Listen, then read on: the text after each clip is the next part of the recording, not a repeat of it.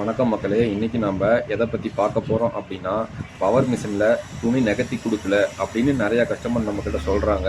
அது எதனால், அதை எப்படி சரி பண்ணலாம் அப்படிங்கிறத பற்றி பார்ப்போம். இப்போ நான் மிஷினோட வீலை சுற்றுறேன்.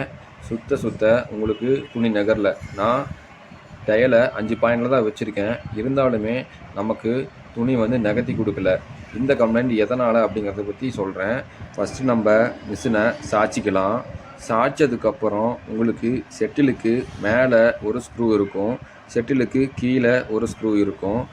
மேலே இருக்க ஸ்க்ரூ என்ன ஒர்க் பண்ணுது அப்படிங்கிறத பற்றி நான் ஒரு வீடியோவில் உங்களுக்கு சொல்லியிருக்கேன்.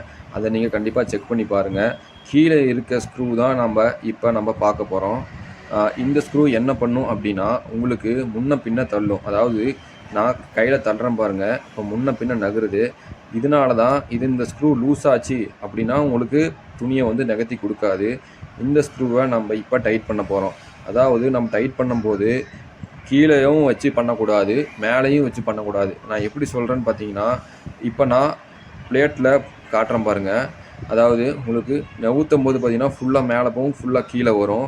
இந்த பிளேட்டுக்கு சென்டரில் இருக்க கேப்புக்கு நடுவில் தான் நம்ம வைக்கிற மாதிரி இருக்கும்.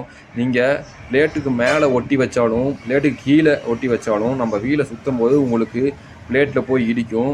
அதனாலேயே உங்களுக்கு சவுண்டு வர ஆரம்பிச்சிடும். அதனால் பிளேட்டுக்கு சென்டர் பாயிண்டில் வச்சு நீங்கள் அந்த கருப்பு ஸ்க்ரூவை டைட் பண்ணணும்.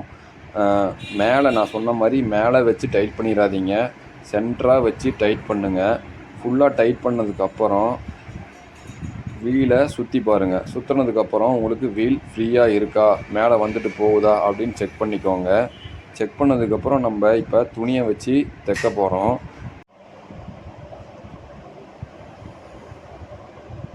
இப்போ குதிரையை இறக்கி விட்டுட்டு நான் வீலை சுற்ற போகிறேன்.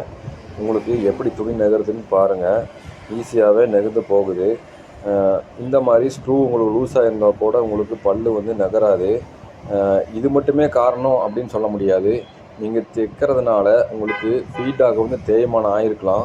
அதையும் நீங்கள் ஃபஸ்ட்டு செக் பண்ணி பாருங்கள். அதுக்கப்புறமேட்டு கீழே இருக்க ஸ்க்ரூவை அட்ஜஸ்ட்மெண்ட் பண்ணலாம். இந்த தகவல் உங்களுக்கு பிடிச்சிருக்கும் அப்படின்னு நம்புகிறேன். பிடிச்சிருந்துச்சி அப்படின்னா மறக்காமல் நம்ம சேனலை சப்ஸ்கிரைப் பண்ணுங்கள், உங்கள் ஃப்ரெண்ட்ஸுக்கு ஷேர் பண்ணுங்கள். இந்த வீடியோ உங்களுக்கு யூஸ்ஃபுல்லாக இருந்துச்சு அப்படின்னா ஒரு லைக் பண்ணுங்கள். நன்றி.